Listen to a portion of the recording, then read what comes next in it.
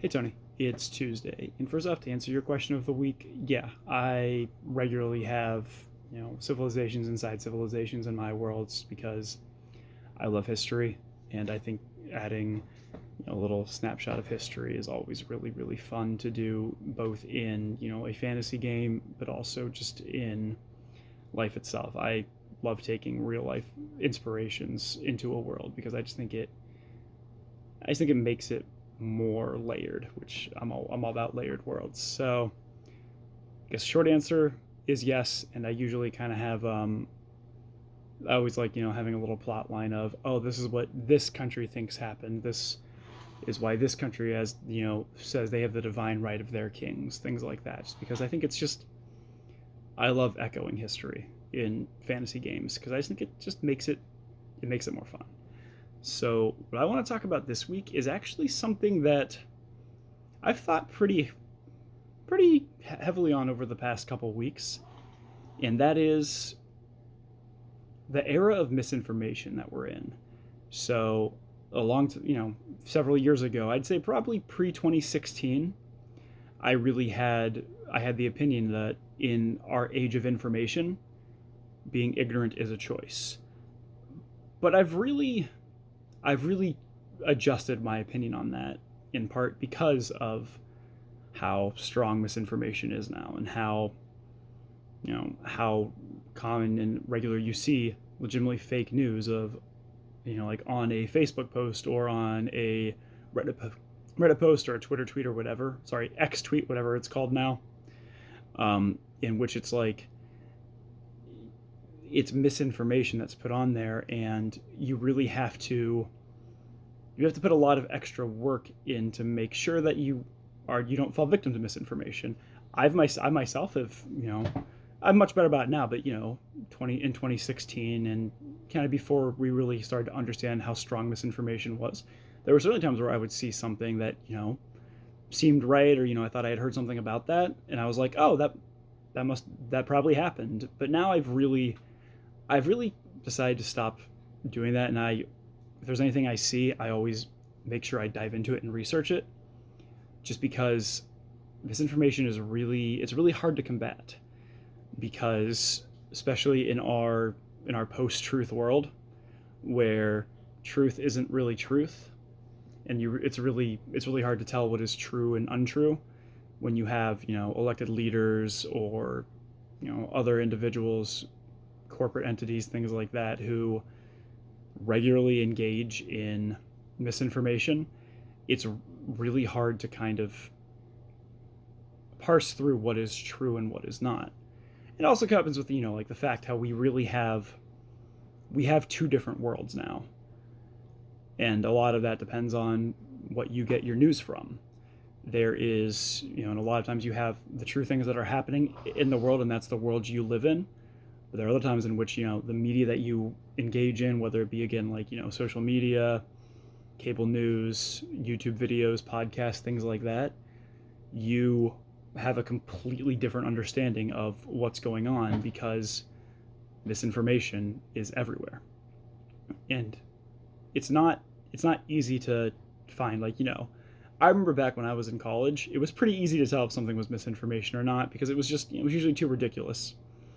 You go, okay, this probably didn't happen because I would have heard about that. But now with with how fast our media travels now, because like even back when I was in college, so we're going back 10 years. Yeah, I graduated 10 years ago.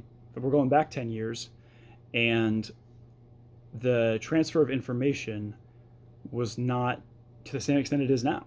It was certainly slower even then 10 years ago than it is now, and you had a lot fewer echo chambers, because most people who were on social media or things like that were playing Farmville. You didn't normally see a lot. I mean, you'd certainly see some political posts, and I would certainly make some political posts when I was in college as well, but it was mostly Farmville, or just kind of doing a little snapshot diary of here's what I did today. But that all really started to change, certainly in like 2015, when the election cycle really started for 2016. And then it's just increased exponentially since then. And like, I think specifically during COVID, in which there were generally two completely different sets of facts that people were working with, or facts that what they thought was true, because it all was different on the media that you engaged in. And COVID really showed a lot of fault lines in the way we receive information. Plus, it made these internet echo chambers a lot more approachable, because you weren't meeting with people in real life generally. I mean, if you were, it was usually as a risk, and part of it would have been because, like, oh, I saw this on social media that says, oh, it's all fake, so I'm going to meet with my friends anyway. But that kind of still dealt into, like, you're in an echo chamber, and you only get information that you agree with for the most part. And a lot of that is because, like, the algorithms that social media companies use, really, they want you to engage, because that's where they get their money, is through ad revenue, and is engagement.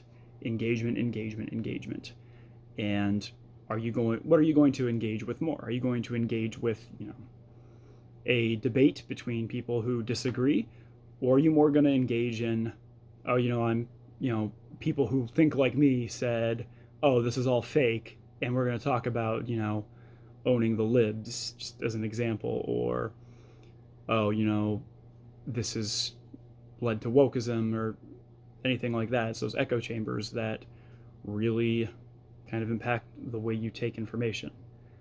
And it's just become increasingly harder and harder to both point out what is real and what is not. But even further, it's become a lot less rewarding.